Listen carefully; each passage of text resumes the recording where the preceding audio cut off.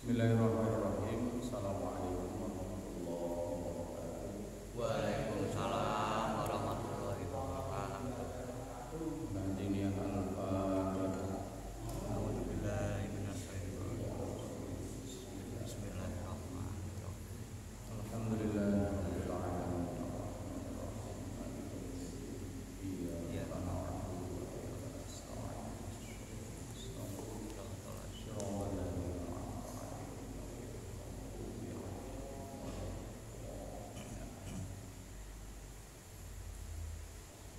Mari kita lanjutkan kembali. Hari ini kita sampai di surat Al-Maidah ayat 3. Surat Al-Maidah ayat 3. Sudah ketemu Pak Wata? Sumpun ketemu? Sudah ketemu ya? Sudah ketemu ayat. A'udzu billahi minasy syaithanir rajim. Bismillahirrahmanirrahim. Hurrimat 'alaikumul maitatu wad-damu wa lahmul khinziri wa ma uhilla li ghairillahi bih wa ma uhilla li ghairillahi bihi والمنخنقة والموقوذة والمتردية والنطيحة وما أكل السبع إلا ما ذكيتم وما وما ذبح على النصب وأن تستقسموا بالأزلام ذلكم فسق اليوم يئس الذين كفروا من دينكم فلا تخشوهم واخشون اليوم أكملت لكم دينكم وأتممت عليكم نعمتي ورضيت لكم الإسلام دينا فمن اضطر في مخمصة غير متجانف لإثم فإن الله غفور رحيم صدق الله العظيم.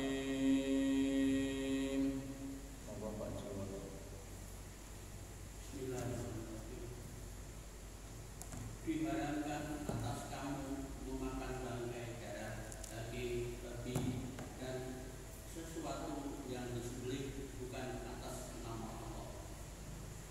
Hewan yang tercekik, yang mati dipukul, yang mati terjatuh, yang mati tertangguh, dan yang diterkam binatang buas, kecuali yang sempat kamu menyembelihnya, dan diharamkan juga yang disembelih atas nama berhala. Mengundi nasib dengan anak-anak, demikian itu adalah fasik. Pada hari ini orang-orang kafir putus asa untuk mengalahkan agama kamu. Sebab itu janganlah kamu takut kepada mereka dan takutlah kepadaku. Pada hari ini telah aku sempurnakan untuk kamu agamamu, dan telah aku cukupkan kepada kamu nikmatku, dan telah aku ridhoi Islam sebagai agama bagi kamu. Maka barang siapa terpaksa karena kelaparan, bukan sengaja berbuat dosa, maka sesungguhnya Allah Maha Pengampun lagi Maha Penyayang. Allah dan segala firman-Nya. Assalamualaikum warahmatullahi wabarakatuh. Waalaikumsalam warahmatullahi wabarakatuh. Hadirin jamaah yang dirahmati Allah, alhamdulillah hari ini kita bisa bertemu kembali dalam pengajian rutin tafsir Al-Quran Masjid Nur yang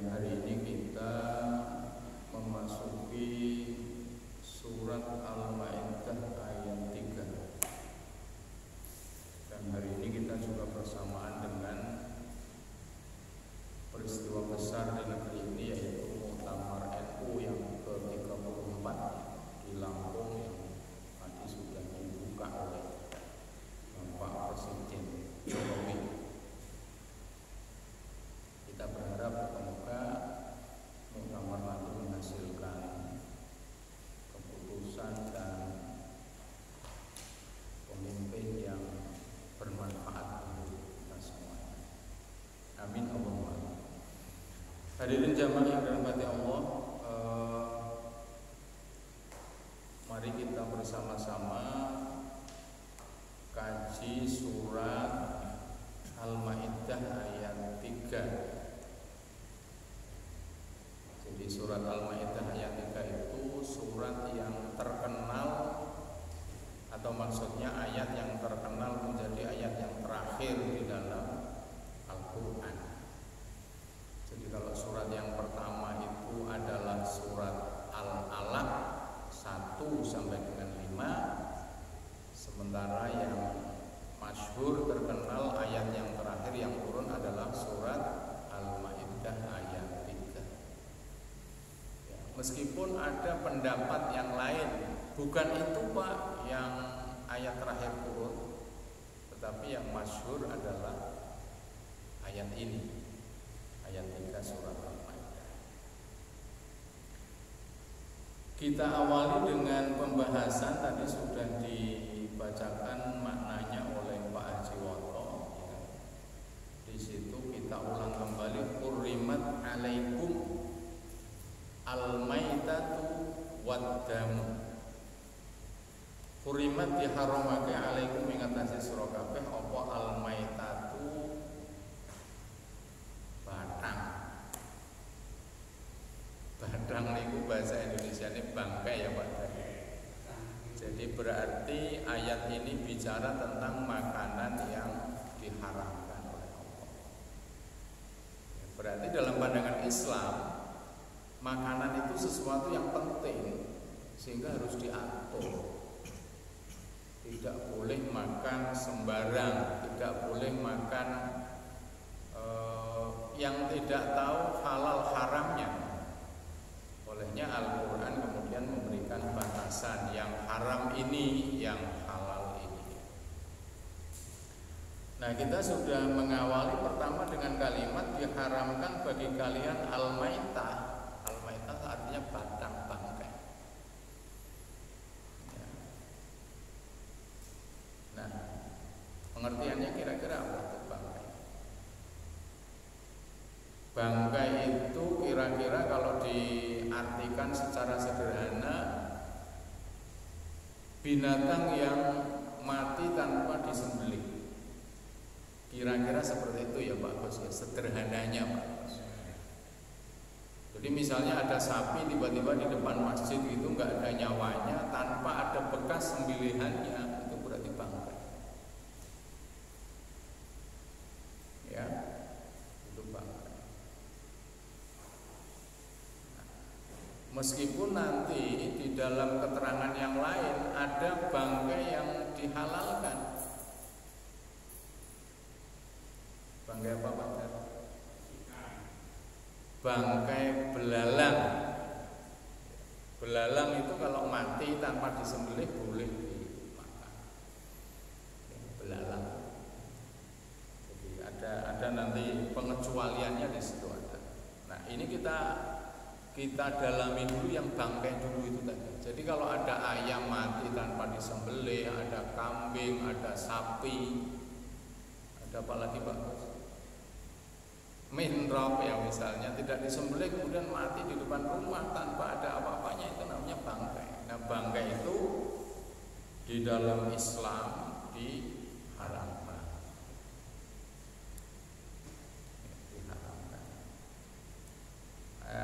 Jangan sampai bilang gini ya Pak Gas, ya eman-eman gitu. Ya nggak ada urusannya eman-eman dan jadi itu ya yang pertama, bangkai. Jadi kalau di hadis kalau nggak salah itu yang dihalalkan itu bangkai belalang dan bangkai ikan. Jadi misalnya Pak Bos ngingu gurami, Pak Bos gede-gede misalnya, tiba-tiba mati, ya itu boleh dimakan.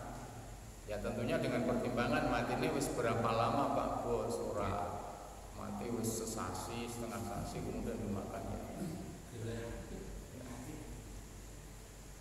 Kalau gereh itu kan sudah dalam proses ya.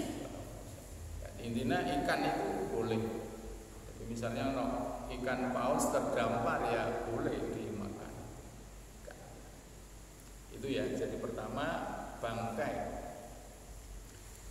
Wadamu yang kedua yang diharamkan lagi adalah darah. Nah, darah ini saya baca di tafsirnya itu adalah darah yang mengalir, Pak. Jadi misalnya kita kurban nyembelih sapi, nyembelih kambing, kemudian darahnya di bawahnya itu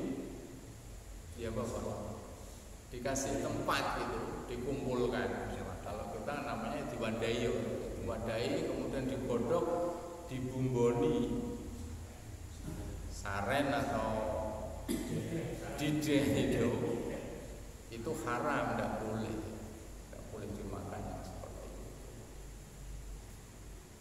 Tidak boleh dimakan darah. Nah, mengecualikan darah yang beku. Darah beku dalam bahasa Arab itu disebut dengan hati. Jadi hati itu juga darah, tapi dia darah yang beku. Nah, itu di dalam Al-Quran disebutkan bahwa hati boleh dimakan. Misalnya hati kambing, hati sapi, hati ayam dan sebagainya itu boleh dimakan. Itu sebenarnya darah, pengertiannya darah, tapi darah yang beku. Nah, yang diharamkan adalah darah yang mengalir. Sudah dua ya, bangkai, kemudian darah. Susu termasuk darah. Kemudian yang ketiga adalah walahmul khinzir. Walahmul khinzir ini diartikan di sini daging babi. Ya, daging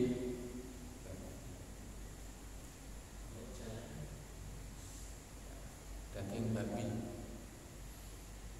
Nah, ini biasanya kemudian kalau orang yang belum pernah ngaji balaghah itu artinya apa? Sastra Arab itu.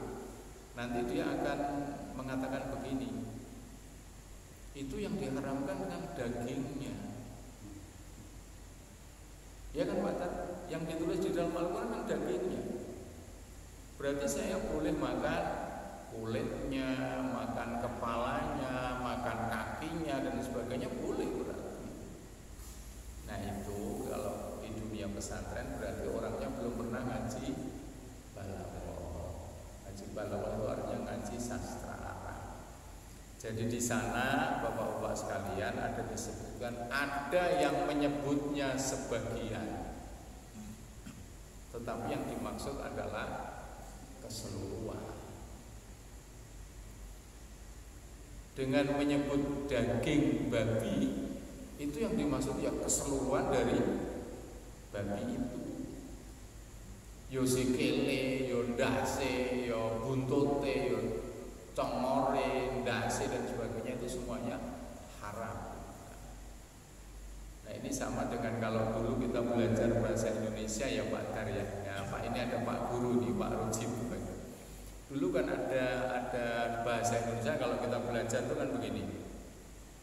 Saya kok tidak pernah melihat batang hidungnya Pak Rujito ya. Pak Rujito nggak dengar. Batang. Apakah yang dimaksud hanya batang hidungnya Pak Rujito kalau saya mengatakan itu? Gimana Pak?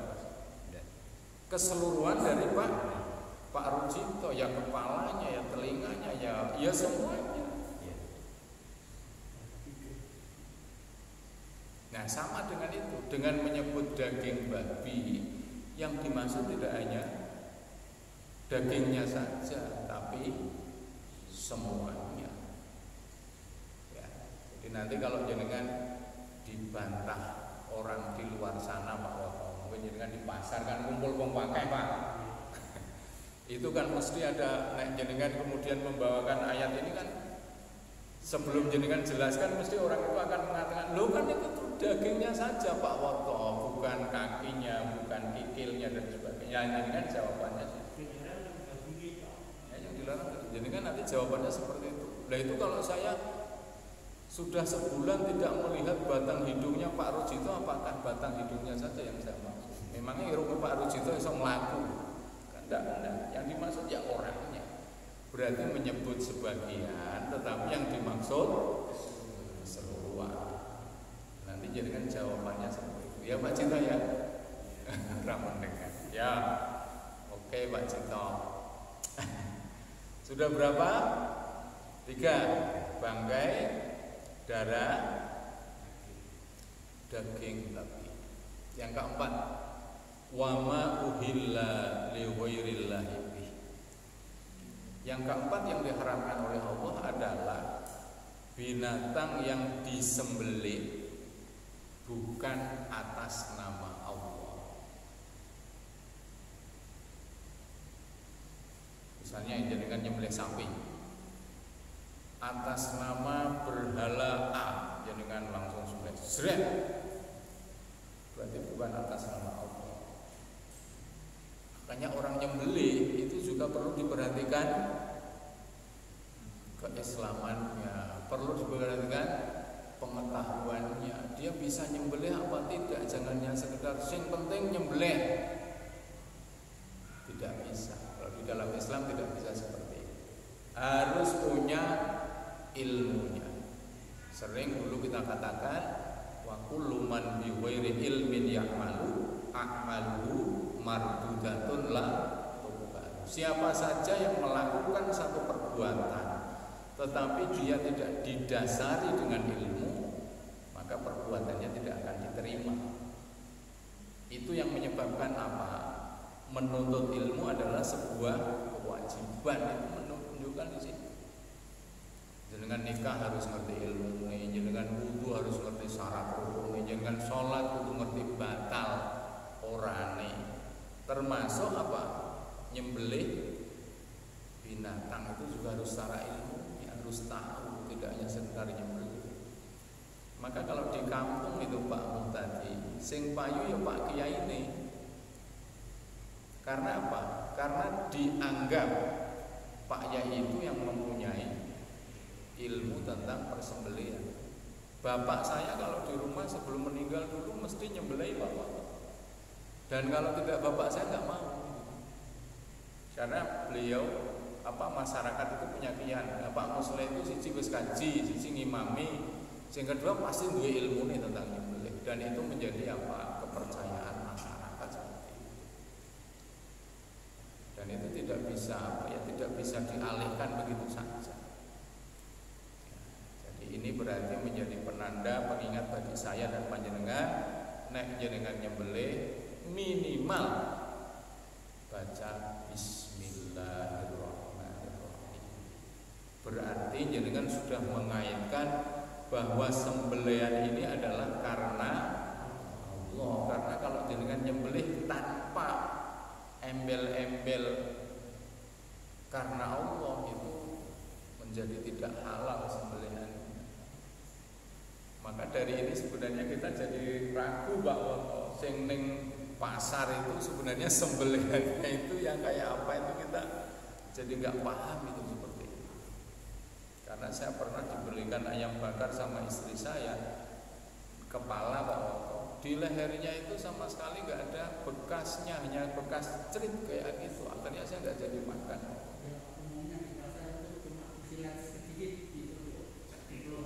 Nah, makanya itu sebenarnya kalau kita ilmu sembelih itu kan harus ada 2 otot yang terpupuk. Yang satu otot nafas, yang satu otot makan. Nah itu kalau kita nggak ngaji kan nggak tahu. Ya sekarang pertanyaannya orang-orang yang nyembelih di pasar itu, Pak Woko yang jenengan katakan dicrit gitu dulu, itu sudah memenuhi pemutusan otot nafas dan otot makanan apa belum? Kalau belum ya haram semuanya. Makanya hati-hati. Saya pernah mendengar kisahnya Habib Lutfi ya, Pekalongan Pak Wako. Itu beliau kalau mau makan ayam itu katanya harus nyembelih sendiri Pak. Itu saking hati-hatinya. Berarti apa? Memikirkan tentang makanan yang halal, yang haram itu menjadi satu prioritas. 4 ya. Darah, bangkai, daging babi, hewan yang disembelih tapi bukan karena Allah. Nah ini untuk menetralisir orang-orang Arab dulu. Jadi mereka orang-orang Arab itu kalau menyembelih atas nama berhalanya Pak, bukan atas nama Allah, atas nama berhala. Dan saya baca di tafsirnya tadi bahwa di Ka'bah itu ada sekitar 360 berhala. Hampir sama dengan nilai hari ya, setahun itu ada jumlah berhala yang sebegitu besarnya, dan dia kalau nyembelih atas nama berhala itu. Lalu darah dari hewan yang disembelih itu kemudian diciprat-ciprat ke dia itu berhalanya, termasuk di Ka'bahnya itu tadi. Jadi nanti jenengan bisa lebih dalam membaca di tafsir Al-Misbah. Kemudian yang ke berapa? 5 ya. Yang kelima adalah binatang yang tercekik.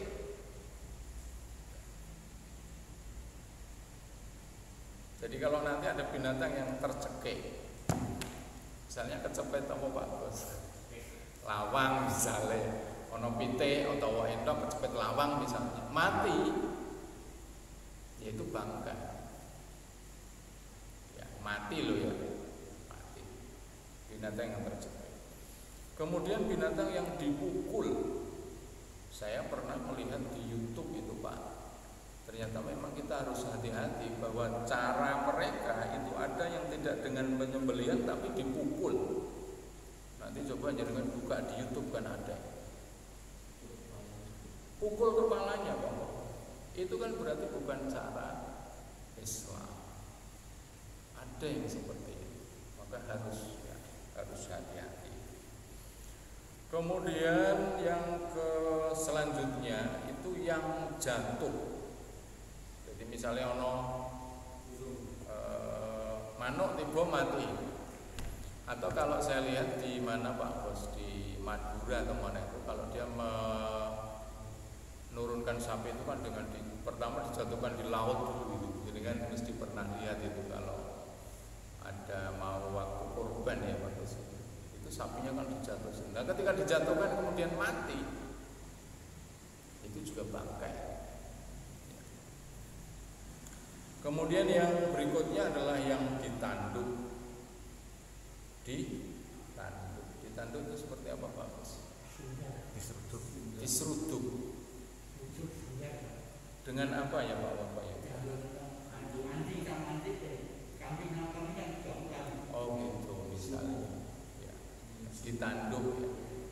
Itu mati juga termasuk bangkai. Kemudian yang selanjutnya adalah binatang yang diterkam, binatang buas ya, binatang buas. Jadi nanti di ayat berikutnya itu Pak, ada binatang anjing namanya, itu yang bisa dipakai untuk berburu. Nah nanti kalau dia dimakan binatang buas, misalnya kalau ada sapi misalnya, kemudian dimakan, diterkam binatang buas, mungkin macan atau harimau atau singa dan sebagainya, kalau kita lihat di TV ya Pak Wata ya, kemudian mati lalu ingin kita makan, itu juga haram, tidak boleh. Nah kemudian di sini disampaikan kecuali yang sempat kamu menyembelihnya. Berarti ini menjadi kesempatan bagi saya dan jenengan, kalau ada binatang yang seperti itu, yang mungkin yang tadi ada yang jatuh, ada yang tercekik, ada yang dimakan binatang buas, tapi masih ada nyawanya. Saya baca di tafsirnya itu masih ada nyawanya. Oke, masih ada nyawanya, maka binatang itu juga kalau kita sempat menyembelihnya maka itu boleh dimakan. Kemudian yang selanjutnya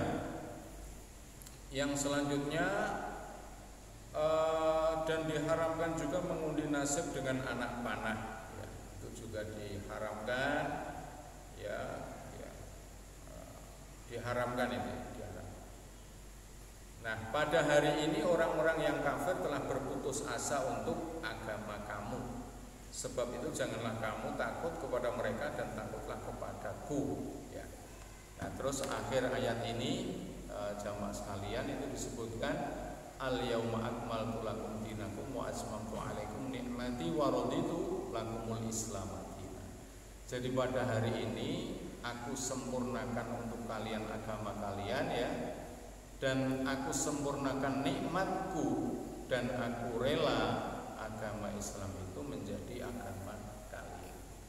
Jadi ini ayat tadi yang saya sampaikan menjadi ayat yang paling terakhir karena disampaikan pada haji wada. Haji wada itu haji perpisahannya Rasulullah Muhammad SAW. Setelah itu Nabi kemudian wafat. Nah, ini bisa kita ambil kesimpulannya bahwa agama Islam itu mulai ada sebenarnya ya sejak Nabi Muhammad SAW. Dengan ayat ini, waraditu lakumul Islam dinan, dan aku rela agama Islam itu menjadi agama kalian. Itu berarti bahwa agama yang disampaikan oleh Nabi Muhammad itu adalah agama Islam. Dan kita alhamdulillah bisa menemui dan menjadi umatnya Nabi Muhammad Sallallahu Alaihi Wasallam. Ya. Saya kira itu jamaah yang dirahmati Allah yang bisa kita sampaikan, kita kaji. Moga-moga kita pertama menjadi ingat bahwa makanan itu kita harus tahu halal haramnya, pentingnya di situ. Yang kedua bahwa agama Islam itu adalah agama yang dibawa oleh Nabi